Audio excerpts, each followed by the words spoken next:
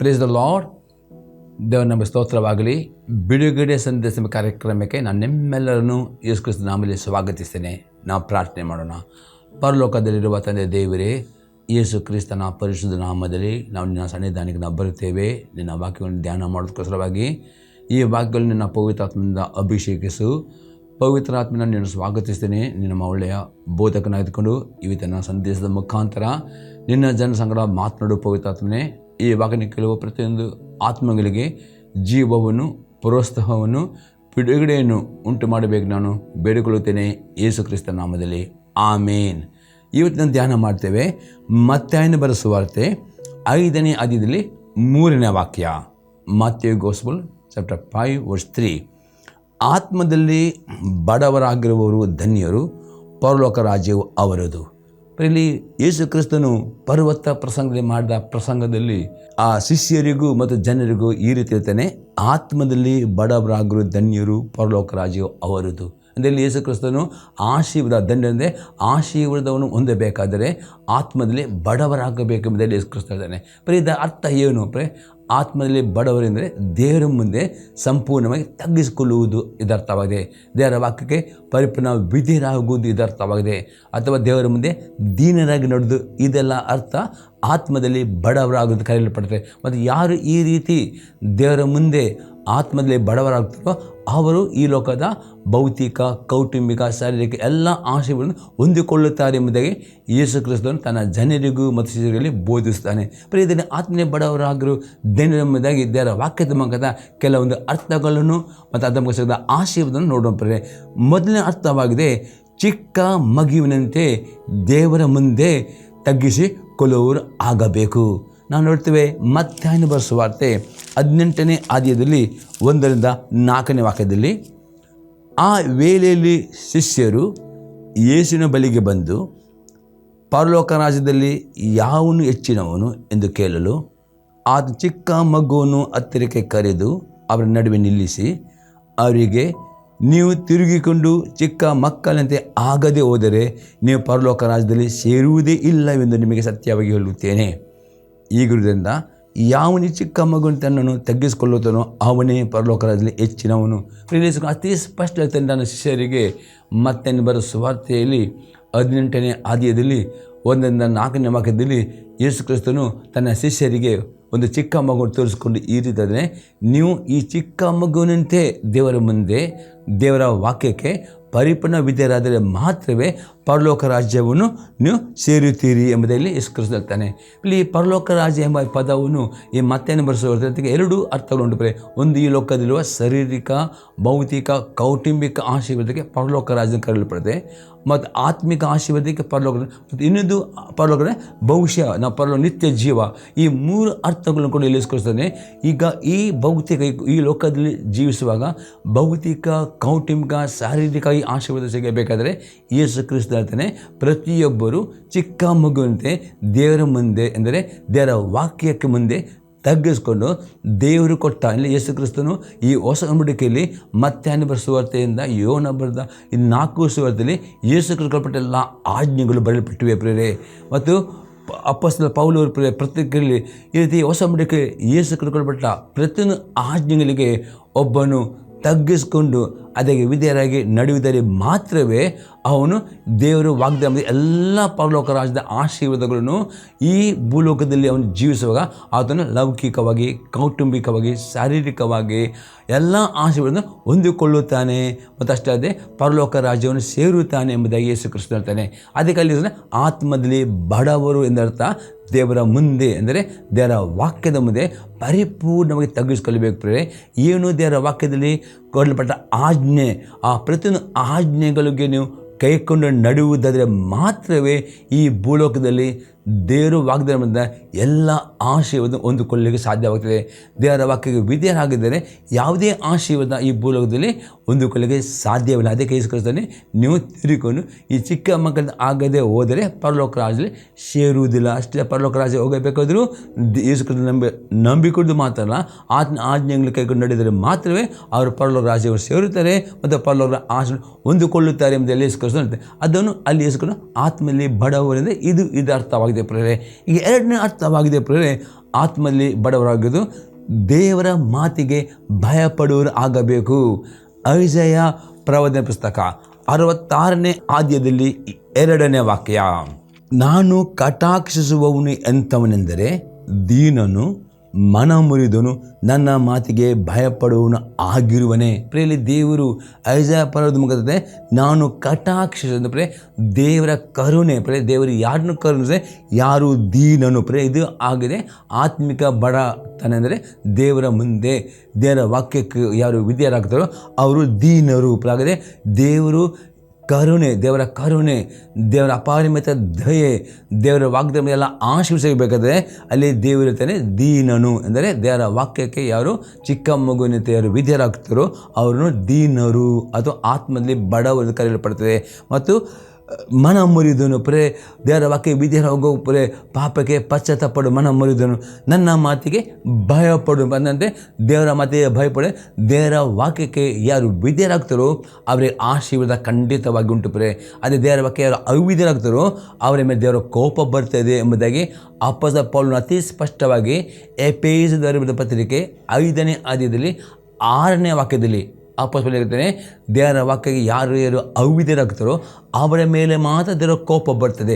ಅದಕ್ಕೆ ದೇವರ ಮಾತೆ ಭಯ ನಿಮಗೆ ಭಯ ಬರಬೇಕು. ದೇವರ ವಾಕ್ಯ ಗೊತ್ತಿದ್ದುಕೊಂಡು ದೇವರ ವಾಕ್ಯ ತಿಳಿದುಕೊಂಡು ಇದು ಸರಿ ಎಂದು ಗೊತ್ತಿದ್ದುಕೊಂಡು ನೀವು ಅವಿಧೇಯರಾದರೆ ದೇವರ ಕೋಪ ಬರ್ತದೆ ಎಂದು ಭಯಪಟ್ಟುಕೊಂಡು ದೇವರ ಕೋಪ ಬೇಡ, ದೇವರ ಪ್ರತಿಯೊಬ್ಬರ ಆಶೀರ್ವಾದ ಬೇಕು ಎಂಬುದಾಗಿ ದೇವರ ಚಿತ್ತವಾಗಿದೆ. ಅದಕ್ಕೆ ಯೇಸು ಕ್ರಿಸ್ತನು ಈ ಭೂಲಕ್ಕೆ ಬಂದು ಎಲ್ಲ ಅವಿಧೇಯತೆಗೋಸ್ಕರ ಎಲ್ಲ ಪಾಪ ಪರಿಹಾರಕ್ಕೋಸ್ಕರ ರಕ್ತ ಕೊಟ್ಟಿದ್ದಾನೆ. ಮತ್ತು ಆತನು ಪರಲೋಕ ಜೀವಂತ ಆ ಯೇಸು ಕ್ರಿಸ್ತನ ನಂಬಿಕೆ ಇಟ್ಟುಕೊಂಡು ನೀರಿನ ಮುಳಿ ದೀಸ ಅಂತಕೊಂಡು ಆ ಯೇಸು ಕ್ರಿಸ್ತ ಕೊಟ್ಟ ನಿತ್ಯ ಜೀವನ ಹೊಂದಿಕೊಂಡವರು ಪ್ರೇರೆ ಈ ಭೂಲೋಕದಲ್ಲಿ ಪ್ರೇರೆ ನೀವು ದೇವರು ವಾಗ್ದಾನ ಮಾಡಿದ ಎಲ್ಲ ಆಶೀರ್ವಾದಗಳು ಹೊಂದಿಕೊಳ್ಳಬೇಕು. ದೇವರ ಕರುಣೆ ಪಡೆದುಕೊಳ್ಳಬೇಕಾದರೆ ನೀವು ದೀನರು ಆಗಬೇಕು, ಮನ ಮುರಿದವರು ಆಗಬೇಕು, ದೇವರ ವಾಕ್ಯಕ್ಕೆ ಅವಿಧೇಯಕ್ಕೆ ಭಯ ಪಡುವವರು ಆಗಬೇಕು. ದೇವರ ವಾಕ್ಯ ವಿಧೇಯರಾಗುವ ಈ ರೀತಿ ನೀವು ವಿಧೇಯರಾಗುವುದೇ ಆಗಿದೆ ಆತ್ಮದೇ ಆಗ ದೇವರ ಕರುಣೆ ದೇವರ ದಯೆ ನೀವು ಹೊಂದಿಕೊಳ್ಳುತ್ತೀರಿ. ಆಗ ನೀವು ದಾವೀದನ ಕೀರ್ತನೆ 23ನೇ ಕೀರ್ತನೆಯಲ್ಲಿ 6ನೇ ವಾಕ್ಯ, ನಿಶ್ಚಯವಾಗಿ ಶುಭ ಕೃಪೆಯು ನನ್ನನ್ನು ಹಿಂಬಲು. ಆಗನ್ನು ಗ್ಯಾರಂಟಿಯಾಗಿ ಬರೇ ಈ ಬೋಳ ಜೀವಿಸುವಾಗ ಆತನ ಕೃಪೆ, ಆತನ ಆಶೀರ್ವಾದ, ಆತನ ದಯೆ ಎಲ್ಲ ಆತನ ಪ್ರಸನ್ನತೆಯನ್ನು ಅನುಭವ ಮಾಡಲಿಕ್ಕೆ ಸಾಧ್ಯವಾಗ್ತದೆ.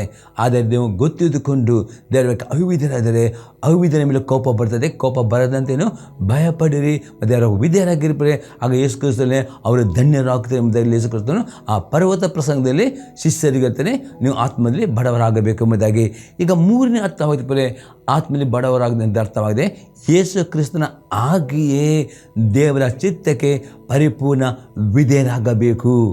ನಾವು ನೋಡ್ತೇವೆ ಫಿಲಿಪ್ಪಿಯವರಿಗೆ ಬರೆದ ಪತ್ರಿಕೆ 2ನೇ ಅಧ್ಯಾಯದಲ್ಲಿ 5ರಿಂದ 8ನೇ ವಾಕ್ಯ, ಕ್ರಿಸ್ತ ಯೇಸುವಿನಲ್ಲಿದ್ದಂಥ ಮನಸ್ಸು ನಿಮ್ಮಲ್ಲಿಯೂ ಇರಲಿ. ಆತನು ದೇವ ಸ್ವರೂಪನಾಗಿದ್ದರೂ ದೇವರಿಗೆ ಸರಿಸಮನಾಗುವುದೆಂಬ ಅಮೂಲ್ಯ ಪದವಿಯನ್ನು ಬಿಡಲೊಲ್ಲೆನು ಎಂದೆನಿಸಿದೆ. ತನ್ನನ್ನು ಬರಿದು ಮಾಡಿಕೊಂಡು ದಾಸನ ರೂಪವನ್ನು ಧರಿಸಿಕೊಂಡು ಮನುಷ್ಯರಿಗೆ ಸದೃಶನಾದನು. ಹೀಗೆ ಆತನು ಆಕಾರದಲ್ಲಿ ಮನುಷ್ಯನಾಗಿ ಕಾಣಿಸಿಕೊಂಡಿದ್ದಾಗ ತನ್ನನ್ನು ತಗ್ಗಿಸಿಕೊಂಡು ಮರಣವನ್ನು ಅಂದರೆ ಶಿಲುಬೆ ಮರಣವನ್ನು ಹೊಂದುವಷ್ಟು ವಿಧೇಯನಾದನು. ಈ ಕಾರಣ ದೇವರು ಆತನು ಅತ್ಯುನ್ನತ ಸ್ಥಾನಕ್ಕೆ ಏರಿಸಿ ಎಲ್ಲ ಹೆಸರುಗಳಿಂದ ಶ್ರೇಷ್ಠವಾದ ಹೆಸರನ್ನು ನನಗೆ ದಯ ಪಾಲಿಸಿದ್ದಾನೆ. ನೋಡ್ತೇವೆ ಇವತ್ತು ಯೇಸು ಕ್ರಿಸ್ತನಿಗೆ ದೇವರು ಅತಿ ಉನ್ನತವಾದ ಸ್ಥಾನವನ್ನು ಆ ಹೆಸರನ್ನು ಕೊಟ್ಟನು. ಆ ಹೆಸರಿಗೆ ಎಲ್ಲ ಮನಕಲು ಅಡ್ಡ ಬೀಳು.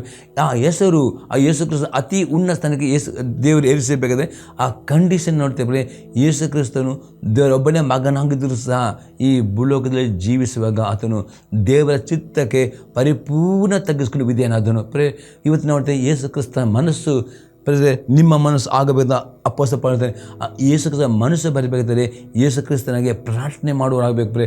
ನೋಡ್ತೇವೆ ಯೇಸು ಕ್ರಿಸ್ತನಿಗೆ ತಂದೆಯ ಚಿತ್ತ ಗೊತ್ತಿದ್ದು ನಮ್ಮೆಲ್ಲರ ಪಾಪ ಪರಿಹಾರಕ್ಕೋಸ್ಕರವಾಗಿ ಯೇಸು ಕ್ರಿಸ್ತನು ಕಲ್ವರಿ ಕ್ರೂರ ಸಾಯಬೇಕೆಂಬ ದೇವರ ಚಿತ್ತ ಯೇಸು ಕ್ರಿಸ್ತ ತಿಳಿದುಕೊಂಡು ಆ ಚಿತ್ತವನ್ನು ಮಾಡುವುದಕ್ಕೆ ಅವನ ತನ್ನ ಶರೀರದಲ್ಲಿ ಆ ಬಲಹೀನತೆಯಲ್ಲಿ ದೇವರ ಬಲವನ್ನು ಹೊಂದಕ್ಕೋಸ್ಕರ ಆ ಗೆಸ್ಸೆಮಣ್ಣು ತರ್ತಾರೆ ಹೇಗೆ ಪ್ರಾರ್ಥನೆ ಮಾಡಿದ್ರು ಆ ರೀತಿ ಪ್ರಾರ್ಥನೆ ಅತಿ ಅಗತ್ಯವಾಗುತ್ತೆ. ಇವತ್ತು ಅದಕ್ಕೆ ಯೇಸು ಕ್ರಿಸ್ತ ಹೇಳ್ತಾನೆ ಮತ್ತನೇ ಬರೆದ ಸುವಾರ್ತೆ 26ನೇ ಆದಿಯಲ್ಲಿ 40 ಮತ್ತು 41 ವಾಕ್ಯದಲ್ಲಿ ಈಗ ಹೇಳ್ತಾನೆ, ನಿಮಗೆ ನನ್ನ ಸಂಗಡ 1 ತಾಸಾದರೂ ಎಚ್ಚರವಾಗಿರಲಾರಿರ, ಶೋಧನೆಗೆ ಒಳಗಾಗದಂತೆ ಎಚ್ಚರವಾಗಿದ್ದು ಪ್ರಾರ್ಥಿಸಿರಿ, ಮನುಸಿದ್ಧವಾಗಿ ಸರಿ, ಅದೇಕೆ ಬಲ ಸಾಲದು. ಪ್ರಿಯ ನೋಡಿದೆ, ಇವತ್ತು ಯೇಸುಕ್ರಿಸ್ತ ಮನಸ್ಸು ನೀವು ಹೊಂದಿಕೊಳ್ಳಬೇಕಾ?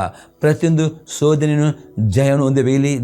ಯೇಸು ಕ್ರಿಸ್ತನಿಗೆ ದೇವರ ಚಿತ್ತ ಮಾಡಲಿಕ್ಕೆ ಆತನ ಶರೀರವು ಪ್ರೇರೆ ಆ ಬಲ ಒಂದಕ್ಕೋಸ್ಕರ ಯೇಸು ಕ್ರಿಸ್ತನು ಆ ಗೆತ್ಸೆಮನೆ ತೋಟದಲ್ಲಿ ಗಂಟೆ ಪ್ರಾರ್ಥನೆ ಮಾಡಿದನು. ಆ ಪ್ರಾರ್ಥನೆ ಮುಖಾಂತರ ಆತ ದೇವರ ಆತ್ಮನ ಶಕ್ತಿಯನ್ನು ಹೊಂದಿಕೊಂಡು ದೇವರ ಚಿತ್ತಕ್ಕೆ ಆತ ಪರಿಪೂರ್ಣ ವಿಧೇಯನಾದನು. ದೇವರು ಪರಲೋಕದಿಂದ ಆ ತನ್ನ ಮಗನ ವಿಧೇಯತೆ ನೋಡಿಕೊಂಡು 9ನೇ ವಾಕ್ಯ ಹೇಳ್ತಾರೆ, ಈ ಕಾರಣದ ದೇವರು ಆತನು ಅತ್ಯುನ್ನತ ಸ್ಥಾನಕ್ಕೆ ಏರಿಸಿ ಎಲ್ಲ ಹೆಸರುಗಳಿಗಿಂತ ಶ್ರೇಷ್ಠದ ಹೆಸರನ್ನು ಆತನಿಗೆ ದಯ ಪಾಲಿಸ್ತಾನೆ. ಬರೀ ನಾವು ನೋಡ್ತೇವೆ ಧರ್ಮವಚನ ಪುಸ್ತಕ 28ನೇ ಅಧ್ಯಾಯದಲ್ಲಿ ಅಲ್ಲಿ ದೇವರು ವಾಗ್ದಾನ ಮಾಡಿದ ಎಲ್ಲ ಆಶಯವನ್ನು ಹೊಂದಿಕೊಳ್ಳಬೇಕಾ? ಎಲ್ಲರಿಗಿಂತಲೂ ಮೇಲನರಾಗಬೇಕು, ನೀವು ಕೆಳಗೊಂಡರಲ್ಲ, ನೀವು ಬಾಲವಾಗಬಾರ್ದು, ನೀವು ಇತರನ್ನು ಕೊಡುವರಾಗಬೇಕು, ಸಾಲಗಾರ, ಈ ಎಲ್ಲ ವಾಗ್ದಾನ ಆಶೀರ್ವದಿಕೊಳ್ಳಬೇಕಾ? ಅದಕ್ಕೆ ಒಂದೇ ಕಂಡೀಷನ್, ಯೇಸು ಕ್ರಿಸ್ತನಾಗೆ ದೇವರ ಚಿತ್ತ ಅಂದರೆ ದೇವರ ಆಜ್ಞೆ ದೇವರ ಪ್ರತಿಯೊಂದು ಆಜ್ಞೆಗೆ ಮತ್ತು ಆತನ ಪ್ರತಿಯೊಂದು ಚಿತ್ತಕ್ಕೆ ಆತನು ಏನು ಹೇಳ್ತಾನೋ, ದೇವರ ಆತ್ಮನ ಏನು ನಿಮಗೆ ಮಾಡಲಿಕ್ಕೆ ಹೇಳುತ್ತಾನೋ ಆ ದೇವರ ಆತ್ಮನಿಗೆ ಪರಿಪೂರ್ಣವಾಗಿ ನೀವು ವಿಧೇಯರಾಗುವುದಾದರೆ ಮಾತ್ರವೇ ಈ ಭೂಲೋಕದಲ್ಲಿ ದೇವರು ನಿಮಗದ ಅವಮಾನಕ್ಕೆ ಬದಲಾಗಿ 2 ಪಟ್ಟು ಮಾಡಿಕೊಡ್ತಾನೆ. ದೇವರ ಆತ್ಮ ತೋರಿಸ್ತದೆ. ಅನೇಕರು ನಿಮ್ಮ ಕುಟುಂಬದ ಎದುರಿನಲ್ಲಿ ಕೆಲವರು ಸಾಲ ಮಾಡಿ ಸಾಲ ತೀರಿಸಲಿಕ್ಕೆ ಸಾಲಗಾರ ಎದುರಿನಲ್ಲಿ ನೀವು ಅವಮಾನಕ್ಕೆ ಒಳಗಾಗಿಕೊಂಡಿದ್ದೀರಿ, ನಿರಾಸರಾಗಿದ್ದೀರಿ. ದೇವರ ಆತ್ಮ ಹೇಳ್ತಾನೆ, ನಿಮಗೆ ನಿರಾಶೆಯಿಂದ ನಿಮ್ಮದು ಅವಮಾನಕ್ಕೆ ಬದಲಾಗಿ 2 ಪಟ್ಟು ಮಾಡ ನಿಮಗೆ ಬೇಕಾ? 2 ಪಟ್ಟು ದೇವರು ನಿಮ್ಮನ್ನು ಆರ್ಥಿಕವಾಗಿ ಸಮೃದ್ಧಿಗೊಳಿಸಿಕೊಂಡು ನಿಮ್ಮ ಎಲ್ಲ ಸಾಲಗಾರರ ಸಾಲವನ್ನು ತೀರಿಸಿ ಅವರ ಮುಂದೆ ನೀವು ತಲೆ ಎತ್ತಿಕೊಂಡು ನೀನು ಸಾಲವನ್ನು ಕೊಡುವವರೇ ಆಗಬೇಕು, ಸಾಲ ತೆಗೆದುಕೊಳ್ಳುವವರು ಆಗಬಾರದು. ಅಷ್ಟೇ ಎಲ್ಲರ ಎದುರಿನಲ್ಲಿ ನೀವು ನಿಮ್ಮ ಕುಟುಂಬ ಮೇಲೆ ಕೆತ್ತಬೇಕಾ? ಒಂದೇ ಕಂಡೀಷನ್ ಇರಲಿ, ಯೇಸು ಕ್ರಿಸ್ತ ಮನಸ್ಸನ್ನು ಧರಿಸಿಕೊಳ್ಳಬೇಕು. ಮತ್ತು ಆ ಮನಸ್ಸು ಬೇಕಾದರೆ ಅದಕ್ಕೆ ಪ್ರಾರ್ಥನೆ ಜೀವಿತ ಅತಿ ಇಂಪಾರ್ಟೆಂಟ್. ನೀವು ಪ್ರಾರ್ಥನೆ ಮಾಡದಿದ್ದರೆ ನಿಮ್ಮ ಶರೀರಕ್ಕೆ ಶಕ್ತಿ ಇರುವುದಿಲ್ಲ, ನಿಮ್ಮ ಶರೀರಕ್ಕೆ ಬಲ ಇರುವುದಿಲ್ಲ, ದೇವರ ವಾಕ್ಯ ವಿಧೇಯರಾಗುವುದಕ್ಕೆ. ಅದಕ್ಕೆ ಯೇಸು ಕ್ರಿಸ್ತನು ಸಹ ಆ ಗೆತ್ಸೆಮನೆ ತೋಟದಲ್ಲಿ ಗಂಟೆ ಕಾಲ ಪ್ರಾರ್ಥನೆ ಮಾಡಿದ ಪ್ರತಿಫಲವಾಗಿ ಆ ಪವಿತ್ರಾತ್ಮನ ಶಕ್ತಿ ಹೊಂದಿಕೊಂಡು ಆ ಶಿಲುಬೆ ಮರಣವನ್ನು ಹೊಂದುವಷ್ಟು ವಿಧೇಯನಾದನು. ಮತ್ತು ಆ ಕಾರಣ ಅಂದರೆ ಆತನ ವಿಧೇಯತೆ ನೋಡಿಕೊಂಡು ದೇವರು ಅದು ಅತಿ ಉನ್ನತ ಸ್ಥಾನ ಕೊಟ್ಟನು. ಹಾಗೇ ರೀತಿ ಈ ಲೋಕದಲ್ಲಿ ನಿಮಗೆ ಜೀವಿಸುವಾಗ ಎಲ್ಲರ ಎದುರಿನಲ್ಲಿ ಆರ್ಥಿಕ ಸಮೃದ್ಧಿ ಇರಬೇಕು, ನಿಮ್ಗೆ ಅದು ಅವಮಾನಕ್ಕೆ ಬದ 2 ಪಟ್ಟು ಮಾಡಬೇಕು. ಎಲ್ಲ ಈ ಭೂಲೋಕ ಜೀವಿಸುವ ಪ್ರತಿಯೊಂದು ಆಶೀರ್ವಾದ ನಿಮಗೆ ಪಡೆದುಕೊಳ್ಳಬೇಕಾ? ಒಂದೇ ಕಂಡೀಷನ್, ಯೇಸು ಕ್ರಿಸ್ತನ ಆ ಮನಸ್ಸು ಹೊಂದಿಕೊಳ್ಳಿರಿ, ಯೇಸು ಕ್ರಿಸ್ತನಾಗೆ ಪ್ರಾರ್ಥನೆ ಮಾಡಿರಿ, ಪ್ರತಿಯೊಂದು ದೇವರ ಆಜ್ಞೆ ವಿಧೇಯರಾಗುವುದಕ್ಕೆ.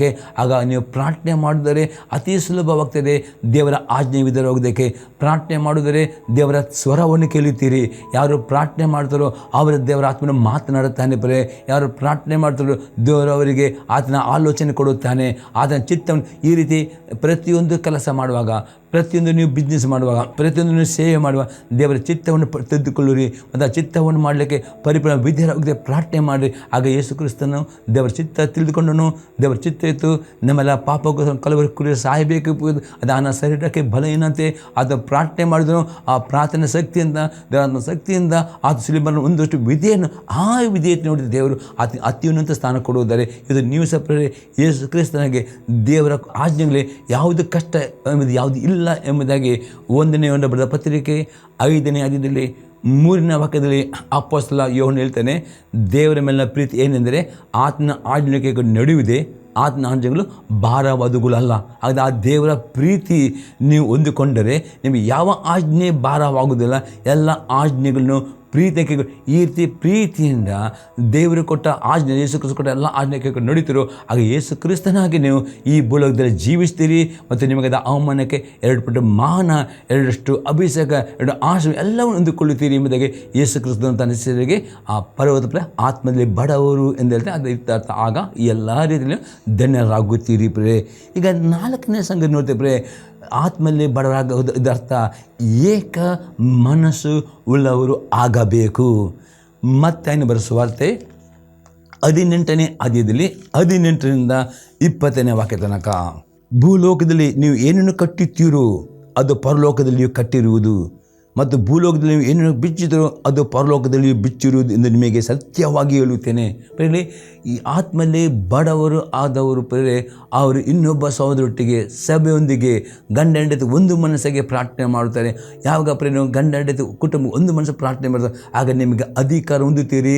ನಿಮ್ಮ ಕುಟುಂಬದೊಂದಿಗೆ ಕಾರ್ಯ ಮಾಡುವ ಎಲ್ಲ ಅಂಧಕಾರ ದುರಾತ್ಮಗಳನ್ನು ದುಷ್ಟನ್ನು ಕಟ್ಟಲಿಕ್ಕೆ ನಿಮಗೆ ಯೇಸು ಅಧಿಕಾರ ಕೊಡ್ತಾನೆ. ಮತ್ತು ನೀವು ಕಟ್ಟಬೇಕು. ನಿಮ್ಮ ಕುಟುಂಬ ಜೀವಿತ ಹಾಳು ಮಾಡುವಂಥ, ನಿಮ್ಮ ಆರೋಗ್ಯವನ್ನು ಹಾಳು ಮಾಡುತ್ತಾ ಎಲ್ಲ ದೂರವನ್ನು ಕಟ್ಟುವುದಾದರೆ ಯೇಸು ಕ್ರಿಸ್ತನೇ ಅದು ಪರಲೋಕದಲ್ಲಿ ಕಟ್ಟಲ್ಪಡುವುದು, ಏನು ಬಿಚ್ಚುವುದು ಅದು ಪರಲೋಕದಲ್ಲಿ ಬಿಚ್ಚಲು. ಈ ರೀತಿ ಅಧಿಕಾರ ಹೊಂದಿಕೊಳ್ಳುತ್ತೀರಿ. ಯಾವಾಗ ಆತ್ಮದಲ್ಲಿ ಬಡವರಾಗಿಕೊಂಡು ನೀವು ಕುಟುಂಬದ ಜೊತೆಯಲ್ಲಿ ಸಭೆಯೊಂದಿಗೆ ಸೇರಿ ಆಗ ಈ ಅಧಿಕಾರ ನಿಮಗೆ ಕೊಡುವನಾಗಿದ್ದಾನೆ. ಒಂದು 19 ವಾಕ್ಯಗಳಂತೆ, ಇದಲ್ಲದೆ ನಿಮ್ಮಲ್ಲಿ ಇಬ್ಬರು ತಾವು ಬೇಡಿಕೊಳ್ಳುತ್ತಾಗ ಯಾವುದಾದ ಒಂದು ಕಾರ್ಯದ ವಿಷಯವಾಗಿ ಭೂಲೋಕದಲ್ಲಿ ಒಂದೇ ಮನಸ್ಸುಳ್ಳವರಾಗದೆ ಅದು ಪರಲೋಕದಲ್ಲಿರುವ ನನ್ನ ತಂದೆಯಿಂದ ಅವರಿಗೆ ಆಗುವುದೆಂದು ನಿಮಗೆ ಹೇಳುತ್ತೇನೆ.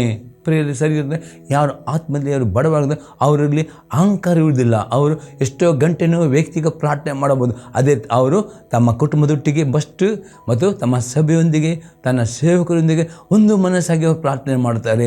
ಆ ರೀತಿಯ ಒಂದು ತಗ್ಗಿಸುವಿಕೆ ಅವರಲ್ಲಿದೆ. ಆಗ ಈಸ್ಕೊಳ್ತಾನೆ, ನೀವು ಏನು ಒಂದು ಮನಸ್ಸಿನಿಂದ ಅಥವಾ ಕುಟುಂಬವಾಗಿ ಅಥವಾ ಸಭೆಗೆ ಆ ಪ್ರತಿಯೊಂದು ಪ್ರಾರ್ಥನೆಗೆ ಈ ಉತ್ತರ ಕೊಡುತ್ತಾನೆ ಎಂಬುದರಲ್ಲಿ ಈಸ್ಕೊಳ್ತಾನೆ. 20 ವಾಕ್ಯ ನೋಡ್ತೇವೆ, ಯಾಕಂದರೆ ಇಬ್ಬರು ಮೂವರು ನನ್ನ ಹೆಸರಲ್ಲಿ ಕೂಡಿ ಬರೋದು ಅಲ್ಲಿ ಅವ್ರ ನಡುವೆ ನಾನು ಇದ್ದೇನೆ ಅಂದನು. ಯಾವಾಗ ನೀವು ಆತ್ಮನಲ್ಲಿ ಬಡವರಾಕೊಂಡು ನೀವೇ ಆಂಕರಿಯಾಗಿದೆ, ನೀವು ಸಭೆಯೊಂದಿಗೆ ಸೇರಿ ಅದು ನಿಮ್ಮ ಕುಟುಂಬ ಸೇರಿ ಸಭೆಯಲ್ಲಿ ಐಕ್ಯತೆ ಇರ್ತಾರೆ, ಇನ್ನೊಬ್ಬ ಸಹೋದರರು ಒಂದಾಗ್ತಾರೆ, ಆಗ ಯೇಸು ಕ್ರಿಸ್ತ ಪ್ರಸನ್ನತೆಯನ್ನು ಅನುಭವ ಮಾಡ್ತೀರಿ ಎಂಬುದರಲ್ಲಿ ಯೇಸು ಕ್ರಿಸ್ತನ. ಹಾಗಾದರೆ ಆತ್ಮಿಕ ಆಶೀರ್ವಾದ ಹೊಂದಿಕೊಳ್ಳಬೇಕಾ? ಪವಿತ್ರಾತ್ಮನನ್ನು ಅಭಿಷೇಕಿಸಬೇಕಾ? ನಿಮ್ಮ ಪ್ರತಿ ಪ್ರಾರ್ಥನೆಗೆ ಉತ್ತರ ಸಿಗಬೇಕಾ? ನಿಮಗೆ ವಿರುದ್ಧ ಬಂದ ಸೈತಾನ ಶಕ್ತಿಯನ್ನು ಕಟ್ಟಲ್ಪಡಬೇಕಾ? ಅದಕ್ಕೆ ಈ ಆತ್ಮದಲ್ಲಿ ಬಡವರಾದವರು ಅವರು ಇನ್ನೊಬ್ಬ ಸಹೋದರೊಟ್ಟಿಗೆ ಅಥವಾ ಗಂಡ ಹೆಂಡತಿ ಮಧ್ಯೆ ಐಕ್ಯತೆಯಿಂದ ಪ್ರಾರ್ಥನೆ ಮಾಡ್ತಾರೆ, ಸಭೆಯೊಂದಿಗೆ. ಆ ರೀತಿ ನೀವು ಬರುವುದೇ ಆತ್ಮದಲ್ಲಿ ಬಡವರು. ಅಂಥವ್ರದ್ದು ಎಲ್ಲ ರೀತಿಯಲ್ಲಿ ಜನರು ಮಾಡ್ತಾರೆ ಎಂಬುದನ್ನು ಯೇಸು ಕ್ರಿಸ್ತನಲ್ಲಿ ಹೇಳುತ್ತಾನೆ. 5ನೇ ಅರ್ಥವಾಗಿದೆ ಪ್ರಿಯರೇ, ಆತ್ಮದಲ್ಲಿ ಬಡವರು ಆದವರು ಒಬ್ಬರೊಬ್ಬರನ್ನು ಸಹಿಸಿಕೊಳ್ಳುತ್ತಾರೆ. ನಾವು ನೋಡ್ತೇವೆ ಎಫೆಸ ಬರೆದ ಪತ್ರಿಕೆ 4ನೇ ಅಧ್ಯಾಯದಲ್ಲಿ 1-3 ವಾಕ್ಯ ತನಕ, ನೀವು ದೇವರಿಂದ ಕರೆಯಲ್ಪಟ್ಟವರ ಕಾರಣ ಯೋಗ್ಯರಾಗಿ ನಡೆದುಕೊಳ್ಳಬೇಕೆಂದು ಕರ್ತನ ಸೇವೆಯಲ್ಲಿ ನಾನು ನಿಮ್ಮನ್ನು ಪ್ರಬೋಧಿಸ್ತೇನೆ. ನೀವು ಪೂರ್ಣ ವಿನಯ ಸಾತ್ವಿಕತ್ವಗಳಿಂದಲೂ ದೀರ್ಘ ಶಾಂತಿಯಿಂದಲೂ ಕೂಡಿದವರಾಗಿ ಪ್ರೀತಿಯಿಂದ ಒಬ್ಬರೊಬ್ಬರು ಸಹಿಸಿಕೊಳ್ಳಿರಿ. ಸಮಾಧಾನ ಎಂಬ ಬಂಧನದಿಂದ ಕಟ್ಟಲ್ಪಟ್ಟವರಾಗಿದ್ದು ಪವಿತ್ರಾತ್ಮದಿಂದುಂಟಾಗುವ ಐಕ್ಯವನ್ನು ಕಾಪಾಡಿಕೊಳ್ಳದೆ ಆಸಕ್ತರಾಗಿರಿ. ಪೌಲನು ಯಾರಲ್ಲಿ ಈ ಆತ್ಮದಲ್ಲಿ ಬಡವರಾಗಿರ್ತಾರೋ ಅಥವಾ ಆತ್ಮದಲ್ಲಿ ಅವರು ಮಾತ್ರ ಅವರು ಒಬ್ಬರೊಬ್ಬರನ್ನು ಸಹಿಸಿಕೊಳ್ಳುತ್ತಾರೆ, ಸಭೆಯಲ್ಲಿರು ಒಂದು ಮನಸ್ಸಾಗುತ್ತಾರೆ, ಅವರ ಐಕ್ಯತೆಯನ್ನು ಕಾಪಾಡಿಕೊಳ್ಳದೆ. ಯಾರಲ್ಲಿ ಆತ್ಮಿಕ ಅಹಂಕಾರ ಉಂಟು ಅವರು ತಮ್ಮನ್ನೇ ಕುಚ್ಚಿಕೊಳ್ಳುತ್ತೆ. ಅವರು ತುಂಬ ಗಂಟೆ ತುಂಬ ಪ್ರಾರ್ಥನೆ ಅದರ ಸಭೆ ಒಟ್ಟಿಗೆ ಸೇರಿ ಪ್ರಾರ್ಥನೆ ಮಾಡಲಿಕ್ಕೆ ಅವರು ಇನ್ನೊಬ್ಬರ ಜೀವಿತವನ್ನು ನೋಡುತ್ತಾರೆ, ಇನ್ನೊಬ್ಬರವರು ಅಡ್ಜಸ್ಟ್ ಆಗೋದಿಲ್ಲ. ಇದು ಆತ್ಮಿಕ ಅಹಂಕಾರ. ಹಾಗಾದರೆ ನಿಮಗೆ ಆಶೀರ್ವಾದ ಬರಬೇಕು, ಲೋಕದಲ್ಲಿ ಪವಿತ್ರಾತ್ಮದಿಂದ ಆಶೀರ್ವಾದ ಬೇಕಾ? ಅದೇ ಆತ್ಮದಿಂದ ಬರದೆ ನೀವು ಐಕ್ಯತೆಗೋಸ್ಕರ ನೀವು ಒಬ್ಬರೊಬ್ಬರನ್ನು ಸುಧಾರಿಸಬೇಕು. ಈಗ ಗಂಡ ಹೆಂಡತಿ ಮಧ್ಯದಲ್ಲಿ ನಿಮ್ಮ ಕುಟುಂಬ ಆಶೀರ್ವಾದ ಬೇಕಾ? ಹಾಗಾದರೆ ಅಪ್ಪಸ್ತಲ ಪೇತ್ರನೇ ಗಂಡನಾದನೇ ಹೆಂಡತಿಯೊಟ್ಟಿಗೆ, ಹೆಂಡತಿ ಗಂಡನೊಟ್ಟಿಗೆ ಪರಸ್ಪರ ಹೊಂದಿಕೊಂಡು ಐಕ್ಯತೆ ಕಾಪಾಡಿಕೊಂಡರೆ ಮಾತ್ರವೇ ಆ ಕುಟುಂಬದ ಪ್ರಾರ್ಥನೆ ಅಡ್ಡಿ ಆಗುವುದಿಲ್ಲ. ಹಾಗೆ ಸಭೆಯಾಗಿ ನಿಮ್ಮ ಪ್ರಾರ್ಥನೆ ದೇವರು ಕೇಳಬೇಕಾ? ನಿಮ್ಮ ಸಭೆಯೊಟ್ಟಿಗೆ ನೀವು ಏಕ ಮನಸ್ಸಲ್ಲಿರಬೇಕು. ಅಲ್ಲಿ ಒಬ್ಬರೊಬ್ಬರ ಬಲ ಸಹಿಸಿಕೊಳ್ಳೋರು. ಆವಾಗ ಮಾತ್ರ ಆ ಐಕ್ಯತೆ, ಆವಾಗ ಮಾತ್ರ ಒಂದು ಅಂಥ ಹೃದಯ ಉಳ್ಳವರನ್ನು ದೇವರು ಆಶೀರ್ವಾದ ಮಾಡುತ್ತಾನೆ. ಅದು ಅದೇ ಆತ್ಮದಲ್ಲಿ ಬಡವರು. ಆತ್ಮದಲ್ಲಿ ಅಹಂಕಾರಿಗಳು ಅವರೊಬ್ಬರು ತಪ್ಪು ಹುಡುಕುತ್ತಾರೆ, ಒಬ್ಬರೊಬ್ಬರು ಒಂದು ಆಗುವುದಿಲ್ಲ. ಅದು ಕಾರಣ ಆತ್ಮಿಕ ಅಹಂಕಾರ. ಈ ಅಹಂಕಾರಿಗಳನ್ನು ದೇವರು ಎಂದಿಗೂ ಆಶೀರ್ವಾದ ಮಾಡೋದಿಲ್ಲ. ಅದೇ ತಗ್ಗಿಸಿಕೊಳ್ಳುವವರನ್ನು ದೇವರು ಆಶೀರ್ವಾದ ಮಾಡುವವನು ಆಗಿದ್ದಾನೆ. ಅದಕ್ಕೆ ನಾವು ನೋಡ್ತೇವೆ ಪೇತ್ರನ ಬರೆದ ಮೊದಲನೇ ಪತ್ರಿಕೆ ಅದೇ 3ನೇ ಅಧ್ಯಾಯದಲ್ಲಿ 7ನೇ ವಾಕ್ಯ, ಅದೇ ರೀತಿಯಾಗಿ ಪುರುಷರೇ ಸ್ತ್ರೀಯು ಪುರುಷನಿಗಿಂತ ಬಲಹೀನಳೆಂಬುದನ್ನು ಜ್ಞಾಪಕ ಮಾಡಿಕೊಂಡು ನಿಮ್ಮ ಹೆಂಡತಿಯರ ಸಂಗಡ ವಿವೇಕದಿಂದ ಒಗೆತನ ಮಾಡಿರಿ. ಅವರ ಜೀವವರೆಗೆ ನಿಮ್ಮೊಂದಿಗೆ ಬಾಧ್ಯರಾಗಿದ್ದೆಂದು ತಿಳಿದು ಅವರಿಗೆ ಮಾನವನ್ನು ಸಲ್ಲಿಸಿರಿ. ಹೀಗೆ ನಡೆದರೆ ನಿಮ್ಮ ಪ್ರಾರ್ಥನೆಗಳಿಗೆ ಅಡ್ಡಿ ಇರುವುದಿಲ್ಲ. ಪೇತ್ರನೇ ಕುಟುಂಬ ಜೀವಿತವನ್ನು ಆಶೆ ಹೊಂದಬೇಕಾ? ಕುಟುಂಬವು ನಿಮ್ಮ ಎಲ್ಲ ಕುಟುಂಬಕ್ಕಿಂತ ನಿಮ್ಮ ಕುಟುಂಬ ಮೇಲನವಾಗಬೇಕಾ? ಅದು ಅಪ್ಪಸ್ತಲ ಪೇತ್ರನೇ ಗಂಡನಾದವನು ತನ್ನ ಹೆಂಡತಿಯೊಟ್ಟಿಗೆ ಐಕ್ಯತೆಯನ್ನು ಕಾಪಾಡಿಕೊಳ್ಳಬೇಕು, ತನ್ನ ಹೆಂಡತಿಯನ್ನು ಸುಧಾರಿಸಿಕೊಂಡು ಹೋಗಬೇಕು, ಒಬ್ಬರನ್ನು ಸಹಿಸಿಕೊಂಡು ಈ ರೀತಿಯ ಆತ್ಮದಲ್ಲಿ ಬಡವರಾದವರು ಮಾತ್ರ ಒಬ್ಬರನ್ನು ಸಹಿಸಿಕೊಳ್ಳುತ್ತಾರೆ.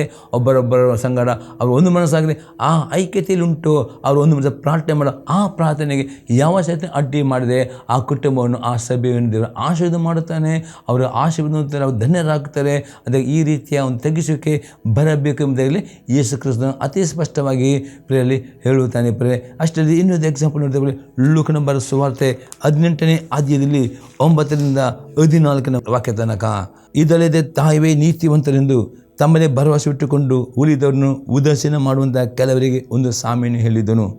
ಅದೆಂದರೆ ಪ್ರಾರ್ಥನೆ ಮಾಡಬೇಕಂತ ಇಬ್ಬರು ಮನುಷ್ಯರು ದೇವಾಲಯಕ್ಕೆ ಹೋದರು. ಒಬ್ಬನು ಪರಿಸಯನು, ಒಬ್ಬನು ಸುಂಕದವನು.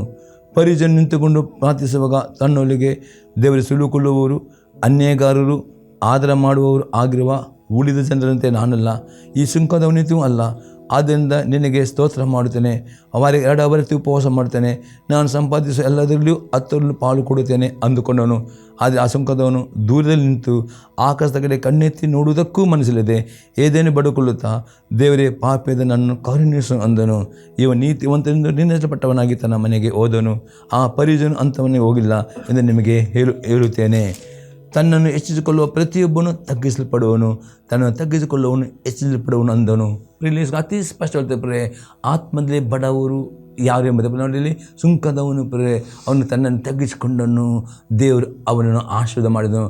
ಇಲ್ಲಿ ಪರಿಸಯನು ಅವನು ತನ್ನನ್ನು ತಗ್ಗಿಸಿಕೊಳ್ಳಲ್ಲ, ಅವನು ಅಹಂಕಾರ ಹೇಗಾದ ಈ ರೀತಿ ಆತ್ಮದಲ್ಲಿ ಯಾರು ಬಡವರಾಗ್ತಾರೋ ಅವರು ಕರ್ತನ ಸಭೆಗೆ ಹೋಗುವಾಗ ನೀವು ಸಭೆಯಲ್ಲಿ ಯಾರ ಜೀವಿತವನ್ನು ನೋಡೋದಿಲ್ಲ, ನಿಮ್ಮ ಜೀವಿತವನ್ನೇ ನೀವು ದೇವರ ವಾಕ್ಯದ ಮುಂದೆ ಶೋಧಿಸಿರಿ, ದೇವರ ವಾಕ್ಯದ ಮುಂದೆ ನಿಮ್ಮದು ಪರೀಕ್ಷಿಸಿರಿ, ದೇವರ ಸಭೆ ಮಾತ್ರ ಪ್ರತಿಯೊಂದು ವಾಕ್ಯಗಳನ್ನು ಸ್ವೀಕಾರ ಮಾಡಿ ಚಿಕ್ಕ ಮಕ್ಕಳಾಗೆ ದೇವರು ಕೊಟ್ಟ ಪ್ರವಾದ. ಆಗ ನಿಮ್ಮಲ್ಲಿ ಪಾಪ ಇದ್ದರೆ ಈ ಸುಂಕದ ನಿಮ್ಮ ಪಾಪನ ಒಪ್ಪಿಕೊಳ್ಳುತ್ತೀರಿ, ತೆಗೆದು ಇದು ಆಗಿದೆ ಆತ್ಮ ಆ ಸುಂಕದ ಪ್ರಾರ್ಥನೆ ಕೇಳಿಕೊಂಡು ಅವನು ಆಶೀರ್ವಾದ. ಅದೇ ಈ ಪರಿಸಯನು ಪರಿಸಯನಲ್ಲಿ ಅವನು ಮಾಡಿದ ಎಲ್ಲ ಕ್ರಿಯೆಗಳು ಒಳ್ಳೆಯ ಕ್ರಿಯೆಗಳು ಮಾಡಿದನು, ಅವನೇನು ಕೆಟ್ಟ ಕ್ರಿಯೆ ಮಾಡಲು. ಆದರೂ ಅವನಲ್ಲಿ ಆ ತಗ್ಗಿಸುವಿಕೆ ಇಲ್ಲ, ಆತ್ಮಲ್ಲಿ ಅವನು ಬಡವನಾಗಲ್ಲ, ಅವನು ತನ್ನನ್ನೇ ಅದಕ್ಕೆ ಅವನಿಗೆ ಆಶೀರ್ವಾದ ಆಗಲಿದೆ. ಯೇಸು ಕ್ರಿಸ್ತನು ಆತ್ಮದಲ್ಲಿ ಬಡವನೇ ಈ ರೀತಿಯ ಗುಣಗಳು ಯಾರಲ್ಲಿ ಉಂಟೋ ಅವನ ದೇವರು ಆಶೀರ್ವಾದ ಮಾಡ್ತಾ ಎಂಬುದಾಗಿ ಯೇಸು ಕ್ರಿಸ್ತನು ಹೇಳ್ತಾನೆ. ಈಗ 6ನೇ ನೋಡ್ತೇವೆ, ದೇವರ ಸೇವಕರಿಗೆ ಪರಿಪೂರ್ಣ ಮನಸ್ಸಿನ ಅಧೀನರಾಗಬೇಕು. ಇಬ್ರಿಯವರಿಗೆ ಪತ್ರಿಕೆ 13ನೇ ಅಧ್ಯಾಯದಲ್ಲಿ 17ನೇ ವಾಕ್ಯ, ನಿಮ್ಮ ಸಭಾನಾಯಕರ ಮಾತನ್ನು ಕೇಳಿರಿ, ಅವರಿಗೆ ಅಧೀನರಾಗಿರಿ, ಅವರು ಲೆಕ್ಕ ಒಪ್ಪಿಸಬೇಕಾದವರಾಗಿ ನಿಮ್ಮ ಆತ್ಮನ ಕಾಯುವವರಾಗಿದ್ದಾರೆ. ಅವರು ವ್ಯಸನ ಪಡೆದೇ ಸಂತೋಷ ಇದನ್ನು ಮಾಡುವಂತೆ ನೋಡಿರಿ. ಅವ್ರ ವ್ಯಸನದಿಂದ ಇರುವುದು ನಿಮಗೆ ಪ್ರಯೋಜನಕರವಾದದ್ದಲ್ಲ. ಪಡ್ತೇನೆ ಪ್ರತಿಯೊಂದು ಸಭೆಗೆ ದೇವರು ಒಂದು ಸಭಾಪಾಲಕರನ್ನು, ಹಿರಿಯ ಸಭಾಪಾಲಕರು ಇಟ್ಟಿದ್ದ ಸಭಾಪಾಲಕರು ನೇಮಿಸಿದ್ದಾನೆ. ಆ ಸಭೆ ಪ್ರತಿಯೊಬ್ಬ ವಿಶ್ವಾಸಗಳು, ಪ್ರತಿಯೊಂದು ನಾಯಕರು ಆ ಸಭಾಪಾಲಕರಿಗೆ ಅಧೀನರಾಗಿ ಆ ಸಭಾಪಾಲಕ ಗೌರವಿಸುವವರಾಗಬೇಕು, ಅವರನ್ನು ಪ್ರೀತಿಸುವವರಾಗಬೇಕು, ಅವರನ್ನು ಸನ್ಮಾನಿಸುವವರಾಗಬೇಕು, ಅವರ ಬುದ್ಧಿ ಮಾತಿಗೆ ಅವರ ವಾಕ್ಯ ವಿದ್ಯರಾಗಬೇಕು ಎಂಬುದಾಗಿ ಅಪ್ಪಕೊಳ್ಳೋದು. ಈ ರೀತಿ ನಿಮ್ಮ ಸಭಾಪಾಲಕರನ್ನು ಗೌರವಿಸುವಾಗ, ನಿಮ್ಮ ಸಭಾಪಾಲಕರನ್ನು ಸನ್ಮಾನಿಸುವಾಗ, ಅವರನ್ನು ಪ್ರೀತಿಸುವಾಗ, ಅವರು ಕೊಟ್ಟ ಉಪದೇಶಕ್ಕೆ, ಅವರು ಕೊಟ್ಟ ಬುದ್ಧಿ ಇದು ಆಗದೆ ಆತ್ಮದಲ್ಲಿ ಬಡವರು. ಈ ರೀತಿ ಯಾರು ತಮ್ಮ ಸಭಾಪಾಲಕರಿಗೆ ಅಧೀನರಾಗಿ ನಡೆಯುತ್ತಾರೋ ಅವರನ್ನು ದೇವರು ಆತ್ಮಿಕವಾಗಿ ಅವರನ್ನು ಅಭಿಷೇಕಿಸ್ತಾನೆ. ಅವರ ಮೇಲೆ ಅಭಿಷೇಕ ನಾವು ನೋಡ್ತೇವೆ. ಕೀರ್ತನೆ 133ನೇ ಕೀರ್ತನೆಯಲ್ಲಿ ಹೀಗೆ ಬರೆಯಲ್ಪಟ್ಟಿದೆ, ಸಹೋದರರು ಒಂದಾಗಲು ಎಷ್ಟು ರಮ್ಯವಾದುದು. ಆರೋನನ ತಲೆಯಿದ್ದ ಅಭಿಷೇಕ ಅಂದರೆ ನಿಮ್ಮ ಸಭಾಪಾಲಕ ಮೇಲಿದ್ದ ಅಭಿಷೇಕ ಪ್ರತಿಯೊಂದು ಸಭೆಯ ಮಕ್ಕಳಿಗೆ, ನಾಯಕರಿಗೆ ಅದು ದೇವರು ಕೊಡುವನಾಗಿದ್ದಾನೆ. ಅದು ಯಾರು ತಮ್ಮ ಸಭಾಪಾಲಕರಿಗೆ ಅವಿಧರಾಗ್ತಾರೋ ಆ ಸಭಾಪಾಲಕರಿಗೆ ಅದು ವ್ಯಸನ ಪಡುತ್ತದೆ, ಅದು ಒಳ್ಳೆಯದಲ್ಲ. ಹಾಗಾದರೆ ನಿಮ್ಮನ್ನು ಪ್ರೇರಿಸ್ತಾನೆ ಆತ್ಮದಲ್ಲಿ ಬಡವರೇ. ಈ ರೀತಿಯ 6 ಗುಣಗಳು ಅಥವಾ 6 ಸಂಗತಿಗಳು ನಿಮ್ಮಲ್ಲಿ ಇರಬೇಕು. ನೀವು ಲೋಕದಲ್ಲಿ ಆರ್ಥಿಕವಾಗಿ, ಕೌಟುಂಬಿಕ ಲೋಕವಾಗಿ ಆಶೀರ್ವಾದಬೇಕು, ಆತ್ಮಿಕ ವರಗಳಿಂದ ತುಂಬಬೇಕು, ಆತ್ಮಿಕ ರೀತಿಯಲ್ಲಿ ಪವಿತ್ರಾತ್ಮದಲ್ಲಿ ಅಭಿಷೇಕ. ಈ 6 ಸಂಗತಿಗಳು ನಿಮ್ಮಲ್ಲಿ ಇದ್ದಾರೆ. ಈ ತಗ್ಗಿಸಿದ್ದರೆ ಮಾತ್ರವೇ ನೀವು ಧನ್ಯರಾಗುತ್ತೀರಿ ಮತ್ತು ಪರಲೋಕ ಸೇರಿ ಯೇಸು ತನ್ನ ಪರ್ವತ ಅತಿ ಸ್ಪಷ್ಟವಾಗಿ ಅಲ್ಲಿ ಹೇಳುತ್ತಾನೆ. ಈಗ ಎಲ್ಲಿ ಸಂಗತಿ ನೋಡ್ತೀವಿ, ಈ ರೀತಿ ಯಾರು ತಗ್ಗಿಸ್ಕೊಳ್ಳುತ್ತಾರೋ ಅವೆಲ್ಲ ಪ್ರಾರ್ಥನೆ ದೇವರು ಉತ್ತರ ಕೊಡುತ್ತಾನೆ. 1 ಯೋಹನ ಬರೆದ ಪತ್ರಿಕೆ 3ನೇ ಅಧ್ಯಾಯದಲ್ಲಿ 22ನೇ ವಾಕ್ಯದಲ್ಲಿ ಈಗ ಉಂಟು, ಮತ್ತು ನಾವು ಆತನ ಆಜ್ಞೆಗಳನ್ನು ಕೈಕೊಂಡು ನಡೆದು ಆತ ಎಣಿಕೆಯಲ್ಲಿ ಮೆಚ್ಚುಗೆದ ಕಾರ್ಯ ಮಾಡುವವರನ್ನು ಏನು ಬೇಡಿಕೊಂಡರೂ ಹೊಂದುತ್ತೆ ಪ್ರಿಯ. ಆತ್ಮಿಕ ಬಡವರು ನಾವು ತೋರಿ ಬರ್ತದೆ ಎಂದರೆ ಅವರು ಯೇಸು ಕ್ರಿಸ್ತನ ಎಲ್ಲ ಆಜ್ಞೆಯಲ್ಲಿ ಕೈಕೊಂಡು ನಡೆಯುತ್ತಾರೆ ಮತ್ತು ಅವರು ಪ್ರತಿಯೊಂದು ತಮ್ಮ ಕೆಲಸ ಆಗಲಿ ಸೇವೆಯಲ್ಲಿ ದೇವರ ಮೆಚ್ಚುಗೆ ಆದ ಆಗ ಅವರ ಪ್ರತಿಯೊಂದು ಪ್ರಾರ್ಥನೆಗೆ ಉತ್ತರ ಸಿಗುತ್ತೆ. ಅದಕ್ಕೆ ಈ ರೀತಿಯ ಒಂದು ಗುಣಗಳು ನಿಮ್ಮಲ್ಲಿ ಬರುವುದಾದರೆ ಈ ರೀತಿ ಆತ್ಮದಲ್ಲಿ ಬಡವರಾಗಿದ್ದಾರೆ 100% ಕೊಡ್ತಾನೆ. ಈ ಲೋಕದಲ್ಲಿ ಧನ್ಯರಾಗ್ತೀರಿ ಆಶೀರ್ವಾದ ಹೊಂದುತ್ತೀರಿ, ಅಭಿಷೇಕಿಸ್ತೀರಿ, ನಿಮ್ಮದು ಅವಮಾನಕ್ಕೆ ಎರಡಪಟ್ಟು ಮಾನ ಹೊಂದುತ್ತೀರಿ. ಅಷ್ಟೇ ಪರಲೋಕ ರಾಜ್ಯವನ್ನು ನೀವು ಪ್ರವೇಶಿಸ್ತೀರಿ ದೇವರ ಸ್ತೋತ್ರವಾಗಲಿ. ಈ ಸಂದರ್ಭದಲ್ಲಿ ನಿಮ್ಮಲ್ಲಿ ಉತ್ತೇಜನವಾಗಿ ನಿಮ್ಮ ಅಭಿಪ್ರಾಯ ತಿಳಿಸಿರಿ. ಪ್ರಾರ್ಥನೆ ಮಾಡೋಣ. ತಂದೆ ದೇವರೇ, ಯೇಸು ಕ್ರಿಸ್ತನ ನಾಮದಲ್ಲಿ ಸ್ತೋತ್ರ ಕೊಂಡಾಡ್ತೇನೆ. ಈ ಸಂದೇಶದ ಮುಖಾಂತರ ನಿನ್ನ ಸಂಗಡ ಮಾತನಾಡಿದ ನಿನ್ನ ಕೃಪೆಗಾಗಿ ಕೊಂಡಾಡ್ತೇನೆ. ಇವಾಗ ಪ್ರತಿಯೊಬ್ಬರಿಗೆ ದೇವ ಆತ್ಮದಲ್ಲಿ ಆ ಬಡತನ ಎಂಬ ಅರ್ಥವನ್ನು ತಿಳ್ಕೊಂಡು ಪ್ರತಿಯೊಬ್ಬರು ನಿನ್ನ ಪ್ರತಿಯೊಂದು ಆಜ್ಞೆಗೆ ವಿಧೇಯರಾಗಿ ನೋಡೋದಕ್ಕೆ, ನಿನ್ನ ಮಧ್ಯೆ ತಗ್ಗಿಸ್ಕೊಂಡು ನೋಡೋದಕ್ಕೆ ನಿನ್ನ ಕೃಪೆಯನ್ನು ದಯಪಾಲಿಸು. ಯಾಕೆ ನೀನು ಅತಿ ಸ್ಪಷ್ಟವಿಲ್ಲದೆ ಯಾರು ಆತ್ಮ ಈ ರೀತಿ ಸಂದರ್ಭ ಪ್ರತಿಯೊಬ್ಬರನ್ನು ನೀನು ಆಶೀರ್ವಾದ ಮಾಡಿ ಪ್ರತಿಯೊಬ್ಬರನ್ನು ದೇವ ಅವರ ಕಷ್ಟದಿಂದ, ರೋಗದಿಂದ, ಸಾಲಿಂದ ಪ್ರತಿಯೊಬ್ಬರನ್ನು ಬಿಡುಗಡೆಗೊಳಿಸಬೇಕು. ಪ್ರತಿಯೊಬ್ಬರನ್ನು ಆಶೀರ್ವಾದ ಮಾಡಬೇಕು. ಪ್ರತಿಯೊಬ್ಬರು ಒಳ್ಳೆಯ ಆರೋಗ್ಯ ಕೊಡಬೇಕು. ಪ್ರತಿಯೊಬ್ಬರು ಆದ ಮಾನ ಕೊಡಬೇಕು. ಪ್ರತಿಯೊಬ್ಬರ ಕಣ್ಣೀರನ್ನು ಒರೆಸಬೇಕು. ಪ್ರತಿಯೊಬ್ಬರು ಸಂತೋಷ ಕೊಡಬೇಕು ನಾನು ಬೇಡಿಕೊಳ್ತೇವೆ. ಎಲ್ಲ ಪ್ರಾರ್ಥನೆ ಹಸ್ತಕ್ಕೆ ಒಪ್ಪಿಸಿಕೊಳ್ತೇನೆ. ದೇವಿ ಈ ಸಂದೇಶ ಪ್ರತಿಯೊಬ್ಬರನ್ನ ಆಶೀರ್ವಾದ ಬೀಳುತ್ತೇನೆ ಯೇಸು ಕ್ರಿಸ್ತನ ನಾಮದಲ್ಲಿ. ಆಮೇನ್. Praise the lord. ದೇವರು ನಮ್ಮನ್ನು ಆಶೀರ್ವಾದ ಮಾಡಲಿ.